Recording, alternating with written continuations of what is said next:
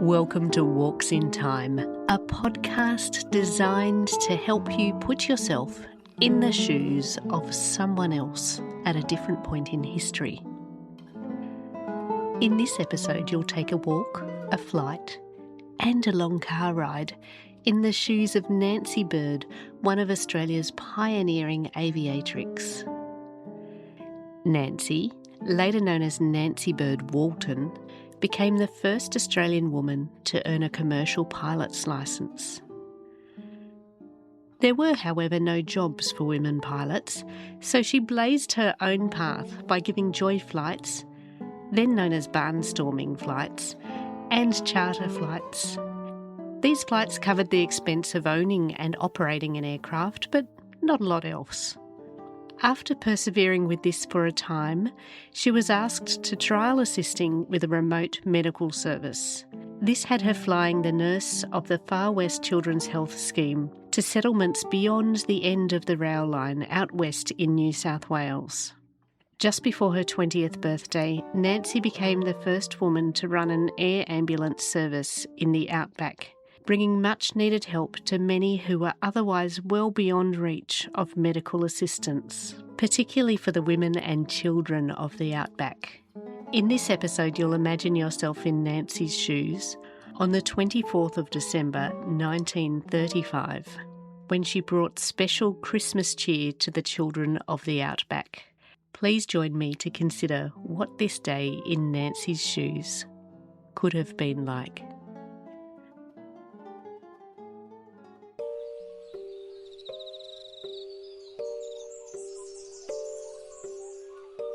Your eyes flutter open to the early morning sun peeking through the thin curtains of your east-facing room at Fitzgerald's Hotel in Bourke, in Far West New South Wales. Without hesitating, you spring up and look out the window. You've learned to read the wide open skies of the country so that you can work out whether it's a good flying day. You can tell, even in the weak, early morning daylight, that the sky is cloudless and it will be another relentlessly hot day further out west where you'll fly. You spend a few moments studying the trees to get a feel for the wind direction. Even this early in the morning, the sun's reflection is too bright on the sea of iron corrugated roofs that punctuate the vista from your window. Today is a special day, the day that you'll bring Christmas to the children of the Far West. You've been working towards this day for weeks, getting donations from people in Bourke, the jackaroos and other workers of Uracino Station, so that you can buy toys for the children who live out in the heat, discomfort and isolation of the Far West. Blinking to adjust to the duller light within your small room, you reach for your clothes. You only have a few items of clothing, so you wash them carefully each night and dry them over a wire suspended in your room. They're dry enough to wear. It's not always easy to sleep in the warm, dry Bourke night air, but at least it helps you keep your clothes clean and dried. You put on your shin-length skirt and a collared shirt with your open-toed sandals. Often you wear shorts, and you get shocked glances from the conservative Bourke residents who consider pants, particularly above the knee shorts, inappropriate for a young lady. But today is a special day and you'll dress up for the occasion by wearing a skirt.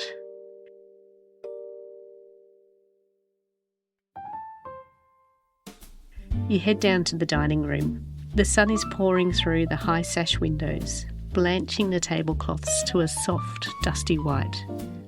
With a smile, you notice the tufts of red and silver tinsel adorning each table. The staff have gone to extra effort today to mark Christmas Eve, adding more colour to the room. The familiar smells of breakfast and the faint mineral scent of the Darling River greet you, as do the now familiar staff of the hotel. As a full board paying guest, breakfast is part of your routine here. And even on a special day like Christmas Eve, it's very routine. Porridge, bacon, eggs, toast and strong black tea. You're grateful, though, for your hearty breakfasts here at the hotel. When she heard about the work you do to fly medical care to families out west, Mrs. Fitzgerald, the proprietor of the hotel, offered you the discounted rate of just £2 per week for your board. Her kindness in supporting your work in this way has made an enormous difference in you being able to continue your work. Sister Margot Silver, the nurse who runs the Far West Children's Health Aerial Clinic, joins you at the table. As a waitress, a young local girl brings bowls of thick porridge with dollops of golden syrup on top and a tin of cold milk. At this time of year, they serve the milk cold so that you can cool off your porridge a little before eating it. The last thing you need in the outback is to overheat at the start of the day. The waitress pours a very strong tea from a heavy pot. The first mouthful is always scalding, but it's part of your daily routine to drink it in this way. A group of men near you discuss wool and livestock prices and the predicted weather over Christmas. Weather and wool prices are familiar topics out here in Bourke, but at Christmas time they seem somehow even more important. You and Sister Silver are nearly the only women in the dining room. It's unusual for women, particularly as young as you, to not be accompanied by men. You know the locals wonder if you're respectable, but you brush off their preconceived ideas. You know why you're here, how hard you work, and what you value. And that's what matters to you. You and Sister Silver discuss once more the logistics for today. The Christmas presents are already at the post office, carefully packed into the 40 Christmas stockings donated by Nestle, ready to take to your aircraft. One of the Bourke stores has lent you a Father Christmas suit, which Sister Silver will wear when you arrive at different homesteads. Uracino Station has lent you a car for the 160-kilometre round trip to distribute the presents to the children. Your tea and porridge are followed by fried eggs, bacon, a small sizzling mutton chop, and a chunky piece of toast. It sounds like a lot of food for someone as petite as you to eat for breakfast, but once your day starts, you don't have much time to eat, and today will be a particularly busy day. You put on your toppy and head outside with Sister Silver. As he often does, the manager of Hale's store next door to the hotel makes his comment about your oversized hat, asking your hat where it was taking its little girl today. You respond with a smile, as always. The friendliness and interest of the people here keep you buoyed. A supportive local has offered to convey you, Sister Silver, and the presents the short distance to your aircraft, your new Leopard Moth. You hop into the dust-beaten Ford utility vehicle, already loaded with the toys, and set out along the road. As the hangar comes into view, you feel a thrill of excitement that your plan to distribute gifts to the children of the Far West is coming to fruition. You feel a sense of pride as you spot your magnificent high-winged monoplane. The scarlet stripes against the French grey fuselage are looking particularly handsome today, and those silver wings over the fuselage are ready to soar. You look around you to check the windsock to gauge the wind direction. It's lapping slightly, indicating an easterly wind. You, Sister Silver, and several interested locals load all the toys into the aircraft. A more experienced pilot would probably have weighed all of the items to ensure it was safe to travel, but you've taken the approach that as long as you can shut the door, all will be fine. And you've taken out the ballast that you usually carry to compensate for your own light weight. Aeroplanes are generally designed for pilots who weigh a lot more than your 45 kilograms. As Sister Silver settles herself into one of the upholstered high-grade grey leather passenger seats behind your pilot bucket seat, you set to work getting things ready for the flight, checking the throttle and switches. A small crowd has gathered in the hot sun to wish you well on your flight today, so you have plenty of volunteers to swing the propeller when you're ready. You prime your engine, located at the nose of your craft. Open the small primer tap, give the engine a few strokes of oil to put a bit of petrol vapour into the cylinders, carefully close the tap again. Checking that all the switches are off, you call out to your volunteer to give the propeller some slow, gentle rounds. You hear the engine cough sharply, then a staccato chatter as the engine catches and are back in the cockpit, ready to open the throttle just a smidge and flick the magnetos to on. You've heard the pop, pop, pop, pop, pop of the engine idling. You're ready for the propeller to swing into motion, and you give a call to your trusted volunteer who is under your watchful gaze. You listen carefully as the two-winged propeller gives a wooden whir. As you open the throttle slightly, you listen carefully to the uneven beat, rising to an eager snarl. As you open the throttle further, the engine comes to life as the throttle opens, vibrating the whole aircraft lightly, and you hear a steady, rhythmic thrum signalling you're ready for takeoff. The tail lifts, wheels rattle briefly on the ground, then you feel a high-frequency vibration through the seat and pedals as, like an eagle, you take flight. Inside the cabin, you and Sister Silver are now feeling the warm, enveloping and hypnotic hum of the engine, wind around the cabin edges near the door seams, and hearing the changes in pitch as you climb. You have about 130 kilometres to fly now, northwest of Bourke, towards the Queensland border to Eurocino. The cloudless sky and slight easterly is providing fair flying conditions. You watch the dry red-brown plains below you, with their sparse saltbush and mulga scrub.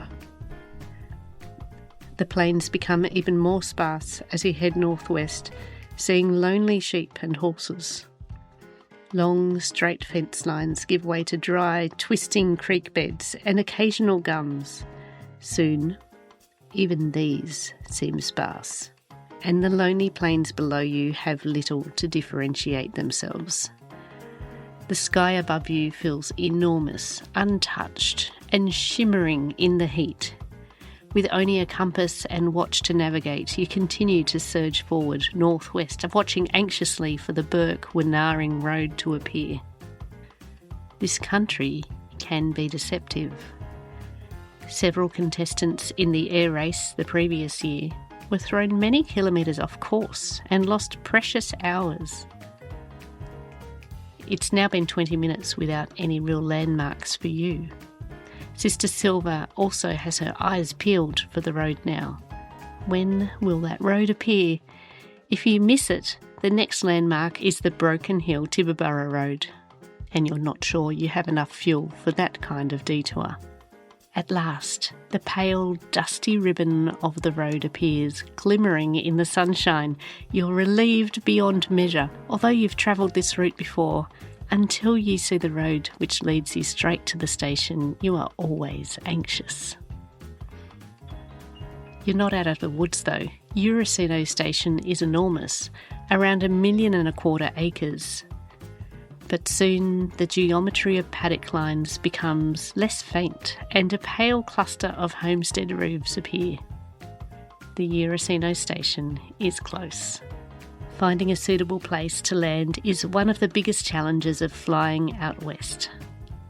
Some you have to watch for sheep and cattle, others you avoid the hopping paddy melons, and still others you are just above the tree line until a flat enough clearing comes into view. You always ring ahead to ask where to land, but what some consider to be a flat and safe clearing is often sloping or covered in rabbit holes. So you've learned to ask that the holes are marked. You also sometimes ask for the landing spot to be marked with an old bed sheet, or for someone to drive over the landing strip in a car travelling fairly fast so that you can see how the vehicle handles the bumps. You also often ask for a fire to be lit. The direction of the smoke helps you determine the wind direction as you pull close to the land. Often the people expecting your arrival are a little bit too excited and the fire has already been extinguished before you get there. You're familiar enough with the landing space here at Eurocino though, and soon enough you've spotted it. You push the throttle and hear your Moth give a gentler, throatier murmur as you skillfully take it to a lower 500 feet and circle the property to find where to land. As you near the land, you are more aware of the wind and heat. You carefully thread your craft to align with the rough paddock where you'll land. Holding your breath, your wheels touch down with a short, rubbery chirp, and your engine has settled into an irregular beat as you drive the last metres. You're delighted and surprised every time you see the incredible contrasts of Eurocino Station. After landing, you and Sister Silver walk along a bare track until you come to the 3-metre high corrugated iron fence of the homestead, which keeps out drifting sand. On the other side of the fence is what seems like the Garden of Eden by contrast. Smooth green lawns, clipped hedges, beautiful gardens full of fruit, flowers and vegetables, thanks in part to the water pumped to it from the bores. After packing the car full of presents, you and Sister Silver set out on your round trip to visit the 40 children who live out here on the lonely, primitive homesteads, where they're too far away from other homes, services and people to enjoy the comforts that you and those living closer to the towns and cities take for granted. It's a boiling hot 45-degree day. Each homestead you visit is separated by many kilometres over difficult, hot and dusty roads. Roads so difficult, in fact, that you suffer 3 punctures along the way. The homesteads tend to be isolated, corrugated iron shacks, some built on stony ridges. Neither tree nor bush provides shade or shelter. They are dry, dusty and sandy. Each time you stop at a homestead, Sister Silver dons the Father Christmas suit, and you know she is melting inside that suit in the hot sun. You gather up the pre-filled Christmas stockings, one for each homestead child, and head towards the front door, where the sound of your car has already announced your arrival, and the householders are waiting with interest to see who is here. The mothers of these households are inspirational, courageous women with no help, convenience or holidays. As a pilot, you've had to learn to be a problem solver, a navigator and an engineer, but these women of the West are so much more, and their resilience and versatility constantly amaze you. You talk to each one as you present toys to their children: rag dolls, penny dolls, tin plate wind-up toys, and your favourites, the tin aeroplanes. There are also wooden yo-yos, paper kites, jacks, marbles and farm animal figurines. Many of these children have never before seen toys like these. It's a delight to do something, small though it is, to bring cheer at Christmas. Back in the car, a blinding dust storm is tailing your every move. But you still continue your tour visiting hot, weather-beaten homes. Some homesteads are located closer to the bores, where the boar keepers' families live. You find it amazing that at some of these bores, 455,000 litres of water are drawn up each day. The landscapes close to these bores seem a little bit more hospitable, with a few trees and flocks of hundreds of galahs, which seem like grey clouds gathering around for some water. As you approach the galahs in your noisy car, they turn into pink clouds as they fly off. You continue your tour and visit homes and children until all of the gifts you've brought have met big eyes and smiling, grateful faces. Eventually the harsh sun takes a redder glow, signalling that it's time to head back to Eurocino, where you'll dine and stay tonight. It's been a long, hot but exhilarating day. You take a few moments to refresh yourself, washing the dust from your face, neck and hands with cool water, and run your fingers through your hair before joining the station manager and his staff for an outback Christmas Eve dinner. As you sit around the long wooden table by gentle evening light, you relish the hearty roast dinner and lap up the quiet, happy evening chatter, telling stories from your day and hearing of the goings-on at the station, the plans for Christmas Day, and of course, talk about the weather. The station manager and staff here were instrumental in raising a considerable portion of the money to buy presents for the children of the Far West homesteads you visited today. So you and Sister Silver talk about the curious and grateful faces of the children that received the presents and pass on the sincere thanks from their families. The country folk are fascinated by the stories you tell of Christmas traditions away from the outback on the coast or in Sydney, where most of your Christmases have been spent. They're also fascinated by your tales of travel through the untouched skies, both here in the outback and closer to the city, with pioneering aviators and aviatrix such as Kingsford Smith and Amy Johnson. You're in awe of the resilience, ingenuity and pioneering spirits of these people of the outback, but you keenly feel the adulation of those who see you as a pioneer of the great blue unknown above them.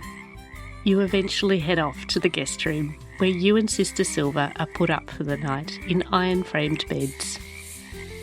As you listen to the cicadas, crickets and frogs, you drift off to sleep, reminding yourself to give your beloved leopard moth a special washdown for Christmas Day tomorrow. Thank you for listening to this episode of Walks in Time, and I hope you've enjoyed imagining what it may have been like to be in Nancy Bird's shoes as she travelled around in far west New South Wales on Christmas Eve in 1935. Please join me for another episode of Walks in Time soon. Bye for now.